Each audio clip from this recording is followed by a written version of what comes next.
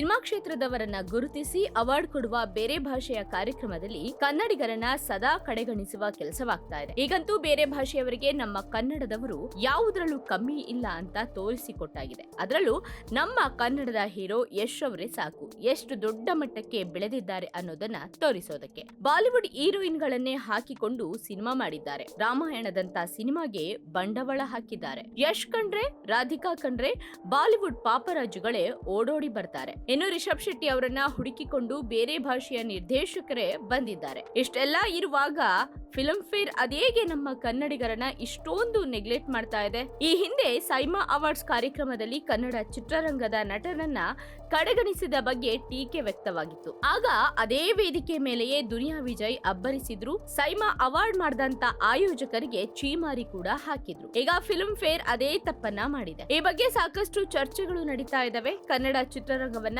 ಕಡೆಗಣಿಸಿದ್ದು ಎಷ್ಟು ಸರಿ ಎಂಬ ಚರ್ಚೆ ಶುರುವಾಗಿದೆ. ತಪ್ಪನ್ನ ತಿದ್ದುಕೊಂಡು ಅವರು ಕ್ಷಮೆ ಕೇಳಬೇಕು ಎಂಬ ಆಗ್ರಹ ಕೂಡ ವ್ಯಕ್ತವಾಗಿದೆ. ಫಿಲ್ಮ್ ಫೇರ್ ಅವಾರ್ಡ್ ಆರಂಭ ಆಗಿದ್ದು 1954ರಲ್ಲಿ. ಹಿಂದಿ ಸಿನಿಮಾ ರಂಗದ ಕಲಾವಿದರು ಹಾಗೂ ತಂತ್ರಜ್ಞರನ್ನ ಗೌರವಿಸುವ ಉದ್ದೇಶದಿಂದ ಇದನ್ನ ಮಾಡಲಾಗಿತ್ತು. ಆ ಬಳಿಕ 1964ರಲ್ಲಿ ಫಿಲ್ಮ್ ಫೇರ್ ಸೌತ್ ಅವಾರ್ಡ್ ಕಾರ್ಯಕ್ರಮ ಆರಂಭ ಆಯಿತು. ಈಗ Filmfare magazine photo shoot ಮಾಡಿಸಲಾಗಿದೆ. ಇದರಲ್ಲಿ ಕನ್ನಡ ಚಿತ್ರರಂಗದವರನ್ನ ಕಡೆಗಣಿಸಲಾಗಿದೆ. ಫಿಲ್ಮ್ ಫೇರ್ ಮ್ಯಾಗಜಿನ್ ಮುಖಪುಟ ರಿವೀಲ್ ಮಾಡಲಾಗಿದೆ. ಇದರಲ್ಲಿ ತಮಿಳಿನಿಂದ ಶಿವಕಾರ್ತಿಕೇಯ, ಅರವಿಂದ್ ಸ್ವಾಮಿ, ಮಲಯಾಳಂನಿಂದ ಮಮ್ಮೂಟಿ, ತೆಲುಗಿನಿಂದ ಅಲ್ಲು ಅರ್ಜುನ್ ಇದ್ದಾರೆ. ದಕ್ಷಿಣದ ನಟಿಯರಾದ ಭಾವನಾ, ಕಾಜಲ್ ಅಗರ್ವಾಲ್, ಸಾಯಿ ಪಲ್ಲವಿ ಪೋಸ್ಟರ್ ನಲ್ಲಿದ್ದಾರೆ. ಆದ್ರೆ ಎಲ್ಲಿಯೂ ಕೂಡ ಕನ್ನಡದ ಕಲಾವಿದರು ಕಾಣಿಸ್ತಾ ಇಲ್ಲ. ಯಶ್ ಅವರು ಪ್ಯಾನ್ ಇಂಡಿಯಾ ಮಟ್ಟದಲ್ಲಿ ಹೆಸರು ಮಾಡಿದ್ದಾರೆ. ಕಿಚ್ಚ ಸುದೀಪ್ ಪರಿಚಯ ಇಡೀ ದೇಶದವರಿಗಿದೆ. ಕಾಂತಾರ ಮೂಲಕ ರಿಷಬ್ ಶೆಟ್ಟಿ ಅವರು ದೊಡ್ಡ ಹೆಸರು ಮಾಡಿದ್ದಾರೆ. ಶಿವರಾಜ್ ಕುಮಾರ್ ಅವರು ಅತ್ಯಂತ ಹಿರಿಯ ನಟರು. ರುಕ್ಮಿಣಿ ವಸಂತ್ ಕೂಡ ಅಪಾರ ಜನಪ್ರಿಯತೆಯನ್ನ ಪಡೆದಿದ್ದಾರೆ. ಇವರ ಪೈಕಿ ಯಾರಾದ್ರೂ ಒಬ್ಬರಾದ್ರೂ ಮ್ಯಾಗಜಿನ್ ಶೂಟ್ ನಲ್ಲಿ ಇರ್ಬೇಕಿತ್ತು ಅಂತ